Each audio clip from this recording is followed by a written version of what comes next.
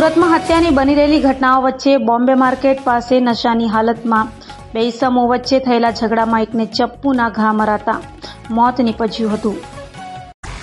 સુરતમાં વારંવાર હત્યા સહિતની ઘટનાઓ બની રહી છે, ત્યારે વરાછા પોલીસ મથકની હદમાં દારૂડિયાઓ વચ્ચે થયેલો ઝઘડો હત્યામાં પરિણમ્યો હતો। વાત એમ છે કે પુણા બોમ્બે માર્કેટ પાસે દારૂના નશામાં બે ઇસમો વચ્ચે ઝઘડો થયો હતો, જેમાં એક ઇસમે 40 વર્ષીય દેબાશીષ બહેરાની ચપ્પુના ઘા ઝીંકી દેતા તેનું મોત નીપજ્યું હતું, તો હત્યા કર્યા બાદ હત્યારો ત્યાંથી ભાગી છૂટ્યો હતો। બનાવની જાણ થતાં વરાછા પોલીસ સાથે ક્રાઇમ બ્રાન્ચની ટીમ પણ સ્થળે દોડી ગઈ હતી અને ગુનો નોંધી તપાસ હાથ ધરી છે।